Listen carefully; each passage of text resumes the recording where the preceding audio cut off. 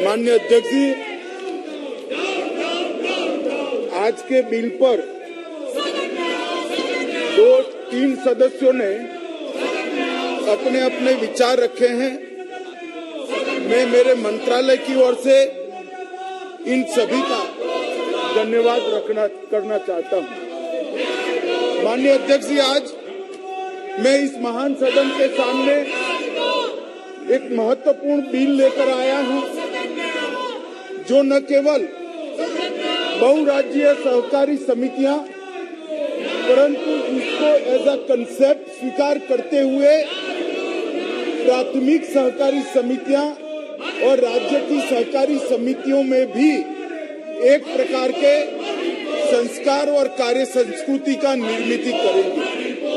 माननीय अध्यक्ष जी, जब से देश आजाद हुआ तब से सहकारी क्षेत्र के अंदर काम करने वाले सभी कार्यकर्ता यह चाहते थे कि सहकारी क्षेत्र को केंद्र सरकार की ओर से तवज्जो दी जाए। सहकारी क्षेत्र को तवज्जो देने के लिए भारत सरकार में सहकारिता मंत्रालय अलग बनाया जाए। मैं आज देश भर की 8 लाख सहकारी समितियां, करोड़ों किसान और 60 करोड़ ग्रामीण गरीबों की ओर से प्रधानमंत्री जी का धन्यवाद करना चाहता हूं कि इन्होंने सहकारी मंत्रालय की स्थापना की। माननीय अध्यक्ष जी, सहकारिता क्षेत्र हमारे देश में लगभग 115 साल पुराना और सहकारिता क्षेत्र ने कई ऐसे महत्वपूर्ण उपक्रम देश को नजीर किए हैं जो आज लाखों लोगों को रोजगारी दे रहे हैं। मैं कुछ उदाहरण जरूर देना चाहूंगा। अमूल हमारा गुजरात का एक सहकारी उपक्रम जो दूध उत्पादकों का राज्य स्तर का फेडरेशन है, उसमें आज 36 लाख बहनें हर रोज दूध देकर 58,000 करोड़ रुपए का व्यापार करती है। और मैं इस बात पर भी सदन का ध्यान आकृष्ट करना चाहता हूं कि 58,000 करोड़ का व्यापार वाला जो ये उपक्रम है, वो उपक्रम में किसी ने 100 रुपये से ज्यादा पूंजी नहीं लगाई है। सिर्फ 100 रुपयों की पूंजी से 58,000 करोड़ रुपए का उपक्रम बना है। इसी तरह से क्रिप्को पहले लिज्जत था। इस प्रकार कई बड़े बड़े उपक्रम देश में सहकारिता माध्यम से चले, परंतु विगत 75 साल में न सहकारिता आंदोलन पर कोई ध्यान दिया गया, न उसके कानूनों में पुनर्रचना का सार्वजनिक रूप से चर्चा हुआ, न देश की संसद में राष्ट्रीय स्तर पर और राज्य स्तर पर सहकारिता आंदोलन को बदलने के लिए मंथन किया गया।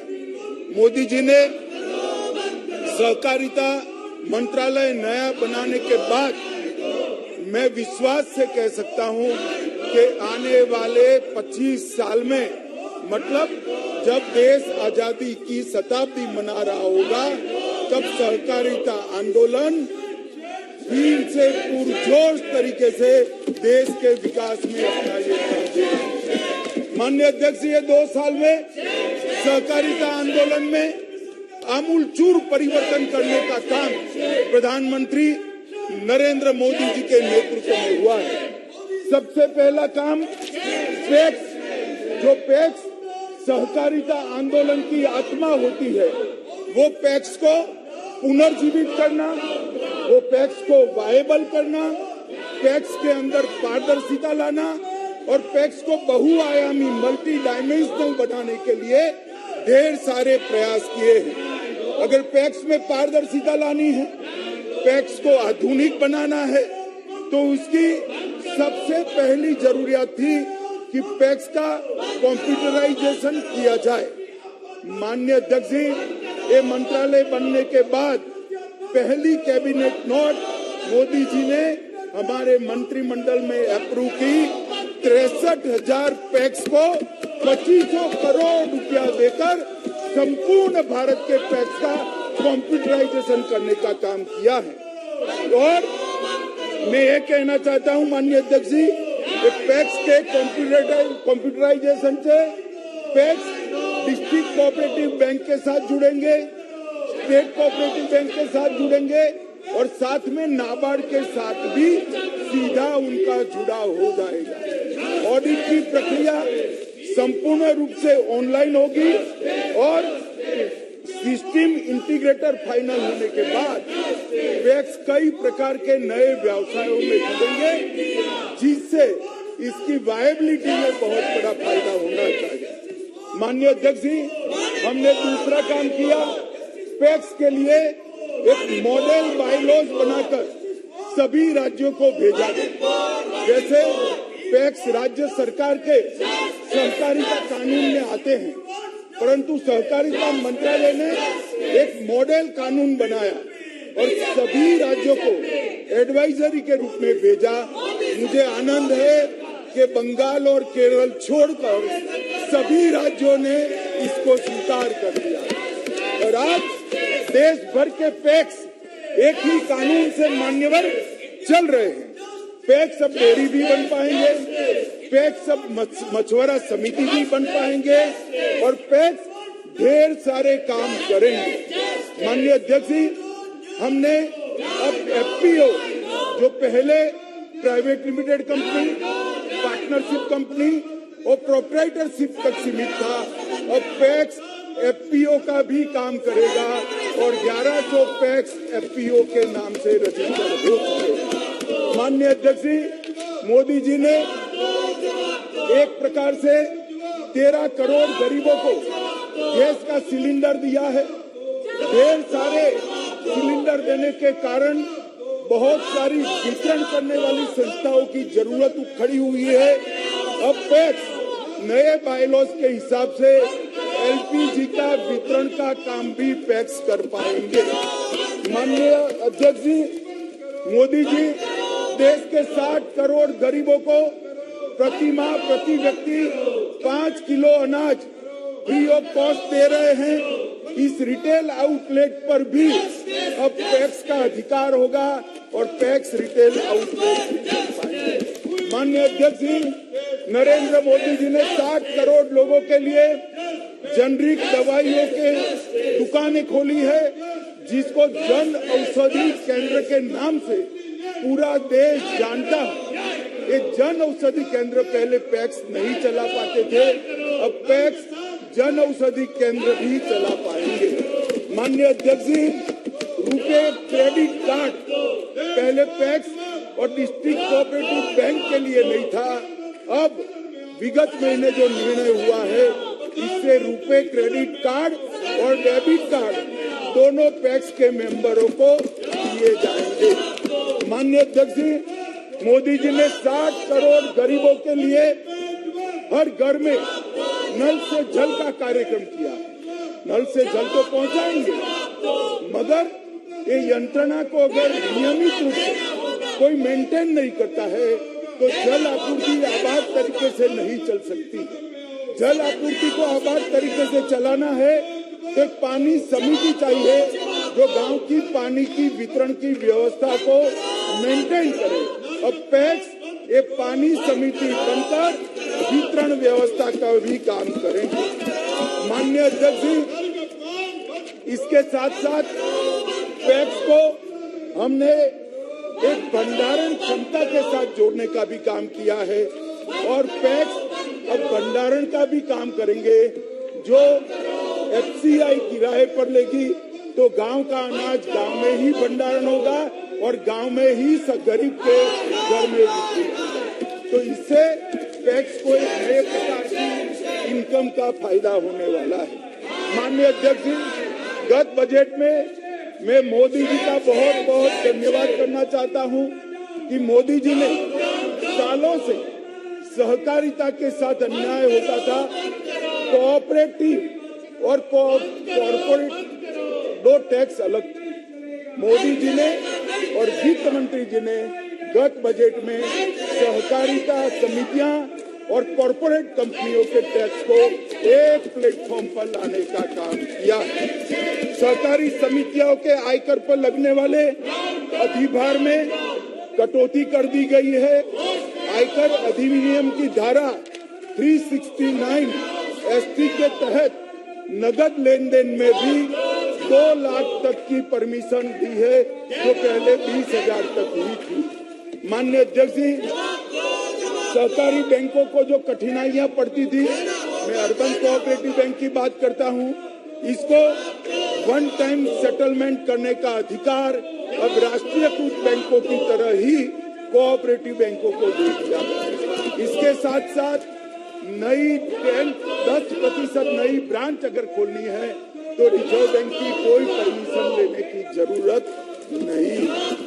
माननीय अध्यक्ष जी, PSL लक्ष्यांकों के प्रति भी समय सीमा 3 साल तक बढ़ाने का काम किया है, जिससे अर्बन कोऑपरेटिव बैंकों को बहुत बड़ा फायदा होगा। RBI में अर्बन कोऑपरेटिव बैंकों के समस्याओं के लिए एक नोडल अधिकारी को भी नामित किया गया है। RBI ने डोर स्टेप बैंकिंग के लिए अब नेशनलाइज और प्राइवेट बैंकों के साथ साथ कोऑपरेटिव बैंकों को भी परमिशन दे दिया है, तो वो डोर स्टेप सेवाएं भी दे पाएंगे।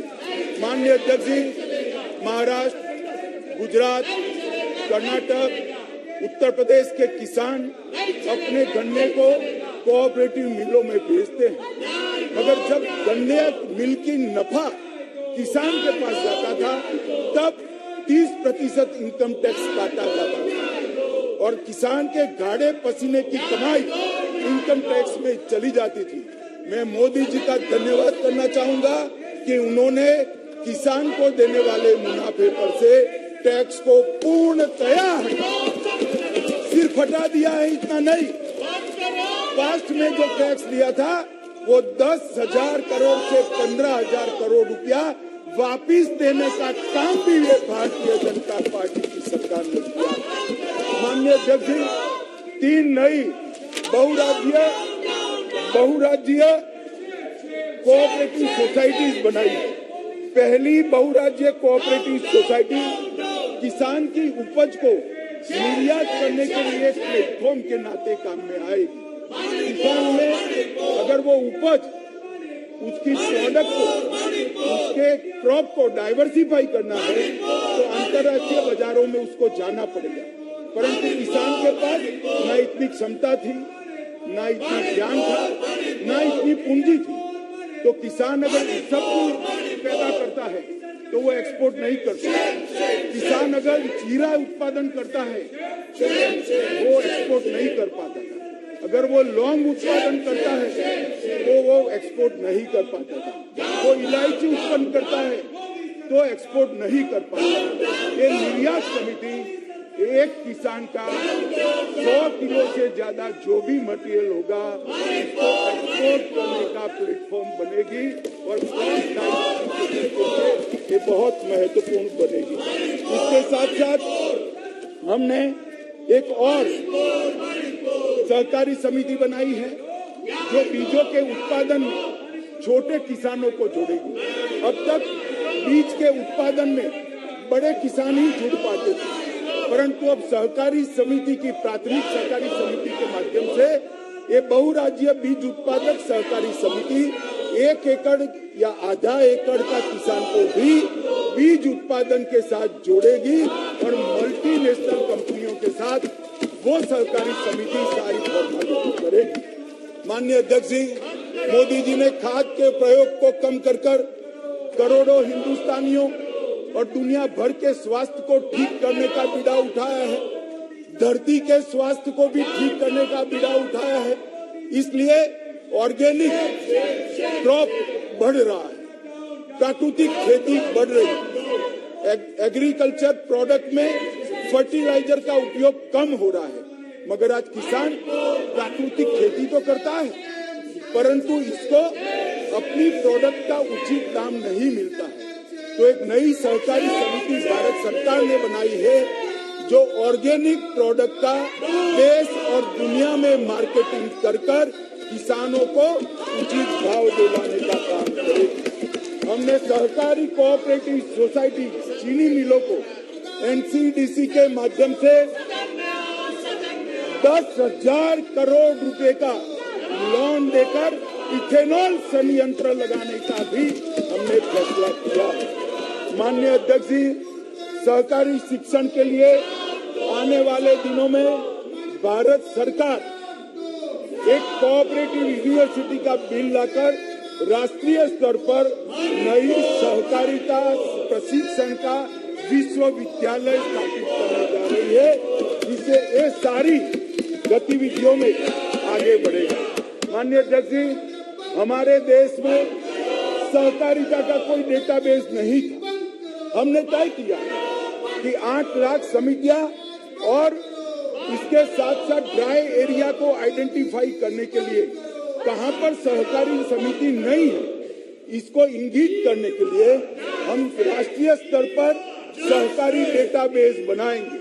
ये राष्ट्रीय सहकारी डेटाबेस बनाने का काम शुरू हो गया है। मुझे सदन को बताते हुए आनंद होता है कि 95% काम समाप्त हो गया है।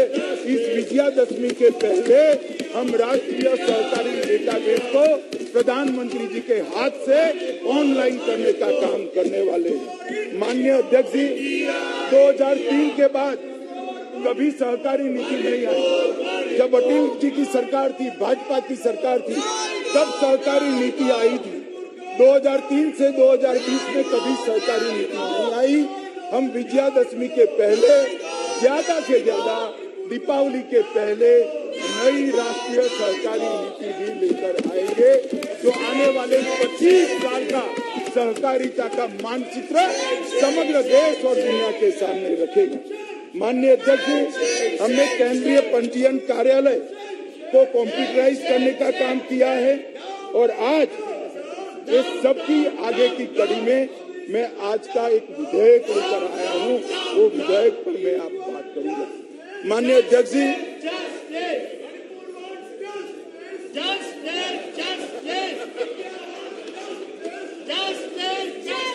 जोर से बोलो, जोर से।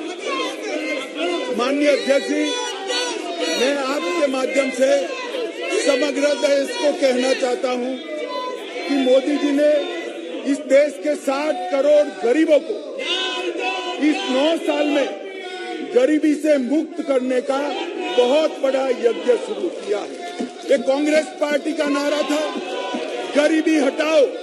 उन्होंने गरीबी नहीं हटाई, गरीब को हटाने का काम। गरीबी हटाने का काम इस देश के प्रधानमंत्री नरेंद्र मोदी जी। नरेंद्र मोदी जी ने इस देश के गरीब को बैंक अकाउंट देकर अर्थतंत्र के साथ जोड़ा। नरेंद्र मोदी जी ने हर गरीब को गैस देकर महिलाओं को धुएं से बचाया। मोदी जी ने हर गरीब को शौचालय देकर महिलाओं का सम्मान किया। मोदी जी ने हर गरीब के घर में बिजली पहुंचाकर उसको उजाला देने का काम किया। मोदी जी ने हर गरीब को 5 लाख तक की स्वास्थ्य की सुविधाएं फ्री ऑफ कॉस्ट कर दी। मोदी जी ने हर गरीब को प्रति माह 5 किलो प्रति व्यक्ति अनाज फ्री ऑफ कॉस्ट देकर उसको कल क्या खाना है इसकी चिंता से मुक्त कर दिया। मोदी जी ने वजीफा बढ़ाकर बच्चों को शिक्षा की व्यवस्था की और गांव के अंदर सारी सुविधाएं करी। अब जरूरत है उसको रोजगारी देनी। माननीय अध्यक्ष जी, जिसके पास पूंजी नहीं है उसको रोजगारी कैसे मिलेगी? उसको रोजगारी मिलने का एकमात्र जरिया है किसानी और कोऑपरेटिव मूवमेंट। और किसानी और कोऑपरेटिव मूवमेंट को ज्यादा स्ट्रेंथी करने के लिए नरेंद्र मोदी जी ने ये सहकारिता आंदोलन की मजबूती के लिए सहकारिता मंत्रालय बना है। माननीय अध्यक्ष जी, आज मैं जो बिल लेकर इस सदन के सामने उपस्थित हुआ हूँ, इस बिल के बारे में अब मैं बात करना शुरू करूंगा। माननीय अध्यक्ष जी, हमारे राज्य में, देश में एक बहुराज्य सहकारी कोऑपरेटिव सोसाइटी एक केंद्र का विषय है। माननीय अध्यक्ष जी, हमारे देश में एक बहुराज्य सहकारी समिति केंद्र का विषय है। माननीय अध्यक्ष जी, सालों से 97वां संविधान संशोधन अटल जी कर गए थे, मगर किसी ने 97वें संशोधन को लागू नहीं किया। नरेंद्र मोदी जी ये मल्टी स्टेट कोऑपरेटिव सोसाइटी में पारदर्शिता, जवाबदेही और उसका मुनाफा बढ़े, इसलिए ये बिल को पारित किया है कैबिनेट में, जो आज मैं इस सदन के सामने लेकर आया। माननीय अध्यक्ष जी, जो सहकारी मल्टी स्टेट कोऑपरेटिव सोसाइटी विधेयक लेकर मैं आया हूँ, इसकी धारा 45A से L वो निर्वाचन सुधारों के लिए। माननीय अध्यक्ष जी, हमारे यहाँ अक्सर फरियादें होती थी कि सहकारिता में राजनीति हस्तक्षेप होता, सरकार किसी भी दल की हो, मगर राजनीतिक हस्तक्षेप की फरियादें होती थी। अब हम एक 45 और 45A से L तक में एक प्रोविजन लेकर आए हैं, जो चुनाव आयोग बनाने का प्रोविजन है। निर्वाचन प्राधिकरण बनाएगा, वो स्वतंत्र रूप से चुनाव करेगा, तो इससे सरकारी दखल कम हो जाएगी। निर्वाचन प्राधिकरण के सभापति की जो शक्तियां हैं, वो लगभग चुनाव आयुक्त के समकक्ष कर दी गई है, इससे सरकार का दखल नहीं रहेगा। माननीय अध्यक्ष जी, हमने इसके साथ साथ तय किया है कि बोर्ड की 1/3 संख्या अगर खाली हो जाती है तो फिर से चुनाव करना चाहिए। माननीय अध्यक्ष जी, हमने इसके साथ साथ एक सुधार लेकर आए हैं कि बोर्ड की बैठकों में अनुशासन, सहकारी समितियों के कार्यलाभ और धारा 50 अध्यक्ष, उपाध्यक्ष और बोर्ड के सदस्यों को 3 माह के अंदर एक बोर्ड मीटिंग बुलाने के लिए कंपल्सन करेगा। माननीय अध्यक्ष जी, उपसभापति या सभापति ये बोर्ड नहीं बुलाते हैं, तो हमने तय किया है कि सीईओ की जिम्मेदारी होगी कि बोर्ड बुला लें और मीटिंगें नियमित हो जाए। कई बार बहुमत खो देने की स्थिति में कई बार मीटिंग ही नहीं बुलाई जाती। अब ऐसा नहीं कर पाएंगे और सीईओ द्वारा मीटिंग बुलाने के लिए अगर 3 मास में मीटिंग बुलाइए, फिर भी 50% सदस्य लीक कर देंगे तो कंपलसरी मीटिंग बुलानी पड़ेगी। माननीय अध्यक्ष जी, सहकारी सोसाइटी के शासन में पारदर्शिता लाने के लिए इक्विटी शेयर धारक को बहुमत का प्रावधान भी हमने सुधारा है। सदस्यों में अनुशासन धारा 30 के द्वारा कोई भी सदस्य अगर गैर रीति के कारण निष्कासित हुआ है तो पहले वो फिर से चुनाव लड़ सकता था। अब 3 साल तक वो चुनाव नहीं लड़ पाया। माननीय अध्यक्ष जी, हमने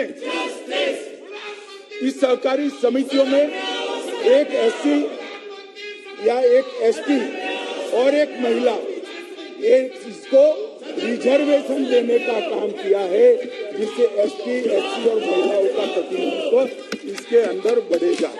माननीय अध्यक्ष जी, निर्देशक बोर्ड में पारदर्शिता लाने के लिए कंकरेंट ऑडिट की हमने व्यवस्था की है। 500 करोड़ से ज्यादा जिसका टर्नओवर है, वो सारी सहकारी समितियों को कंपलसरी कंकरेंट ऑडिटर रखना पड़ेगा और वो ऑडिटर आरबीआई की पैनल से ही रख पाएंगे। माननीय अध्यक्ष जी, विभिन्न संवैधानिक अपेक्षाओं का अनुपालन न करने के लिए अगर बोर्ड के मेंबर नहीं करते हैं तो धारा 43 से उसको बोर्ड के मेंबर रहने के लिए अयोग्य घोषित करना है। माननीय अध्यक्ष जी, मैं भी सहकारिता आंदोलन से जुड़ा हुआ हूँ।